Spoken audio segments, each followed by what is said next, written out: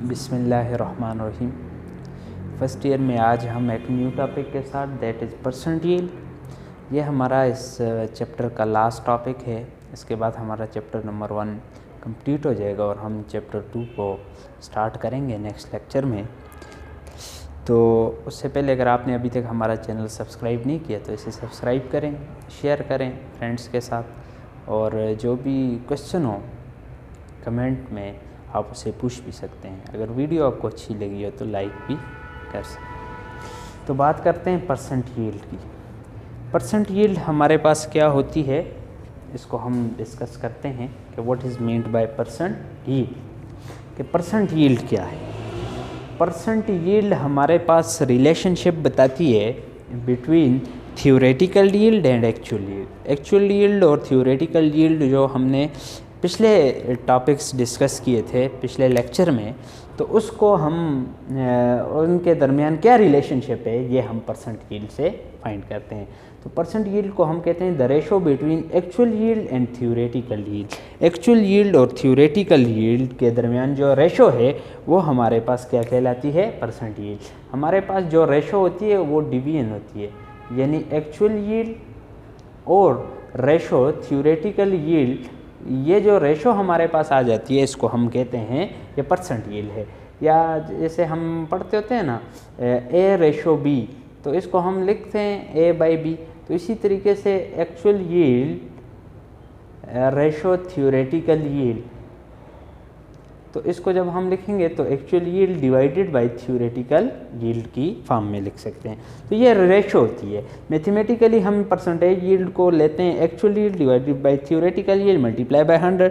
Most important formula है, बहुत सारे एमसीक्यूज आपके इससे सॉल्व होंगे, बहुत सारे न्यूमेरिकल्स में आपको मदद देगा, तो आपने ये याद रखनी है। अब आपके पास ये थ्योरेटिकल एक्चुअल यील्ड और परसेंटेज यील्ड है, इनमें से दो चीज़ें देकर कोई भी तीसरी पूछ सकते हैं। परसेंटेज एक्चुअल यील्ड दे के थ्योरेटिकल पूछ सकते हैं, एक्चुअल और थ्योरेटिकल दे के परसेंट पूछ सकता है, एक्चुअल यील्ड और थ्योरेटिकल यील्ड और एक्चुअल यील्ड दे के एक्चुअल पूछ सकते हैं। तो कोई भी फॉर्म इसकी दो यील्ड देकर तीसरी पूछ सकते हैं। इसकी एक्सप्लेनेशन ये है कि परसेंटेज ऑफ यील्ड 1% से 100% के दरमियान इसकी रेंज होती है।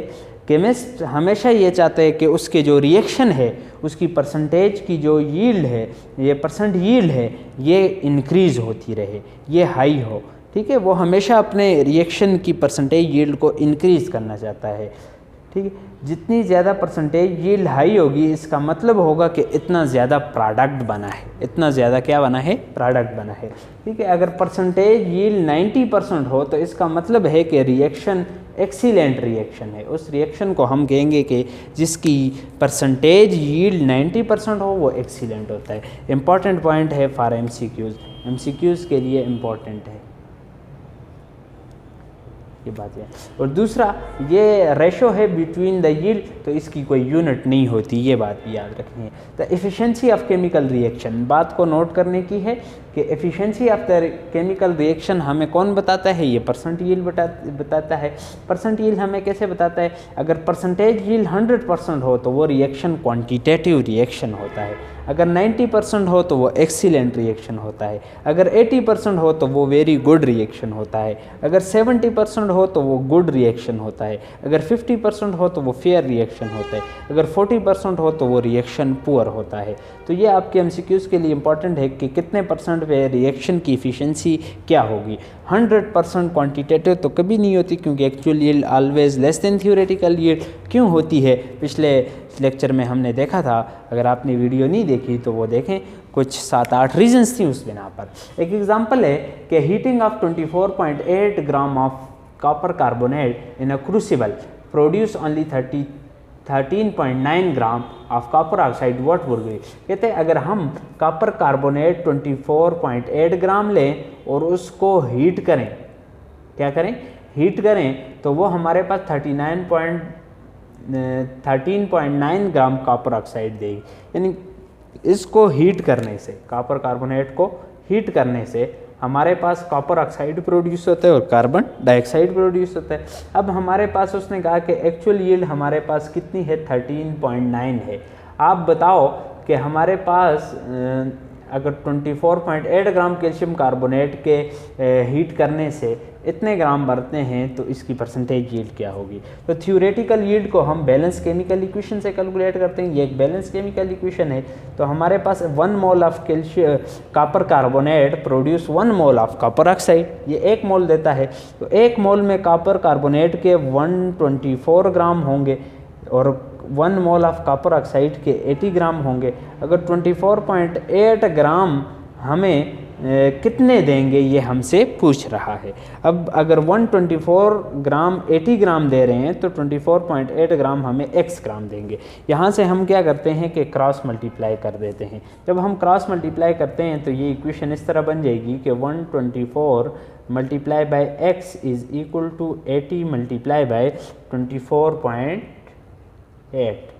ठीक है, अब x की वैल्यू फाइंड करनी है तो x इज इक्वल टू 124 इस साइड पे मल्टीप्लाई हो रहा है तो इक्वेशन के साइड पे आके डिवाइड हो जाएगा। 24.8 डिवाइडेड बाय 124 तो x इज इक्वल टू 16 ग्राम। तो ये हमारे पास 16, अगर आप इसको कैलकुलेट करो तो 16 ग्राम आ गया। अब ये जो 16 ग्राम आया है ये थ्योरेटिकल यील्ड है। अब हम परसेंटेज यील्ड का फार्मूला लगा सकते हैं आसानी से। Percentage yield is actual yield divided by theoretical yield. Actual yield हमारे पास कितनी है जो गिवन थी 30.9 ग्राम और थ्योरेटिकल यील्ड हमारे पास 16 है। ये तो 13.9 डिवाइडेड बाई 16 मल्टीप्लाई बाय 100 तो ये 86.87% हमारे पास आ गया। ये था हमारा फर्स्ट चैप्टर जो हमने डिस्कस किया। इसमें हमने बहुत सारी चीज़ों को डिस्कस किया स्टाइकोमेट्री के बारे में। अगर आपका कोई क्वेश्चन हो तो आप इसके कमेंट सेक्शन में पूछ सकते हैं। ये जितना ज़्यादा शेयर हो सके इसको शेयर करें, चैनल को सब्सक्राइब करें और बाकी जितने भी FSC के फर्स्ट ईयर के स्टूडेंट हो, सेकंड ईयर के स्टूडेंट हो, उनको भी ये चैनल रिकमेंड करें कि सबसे ज़्यादा से ज़्यादा लोगों को इसका फ़ायदा हो। तो नेक्स्ट चैप्टर में मुलाकात करें।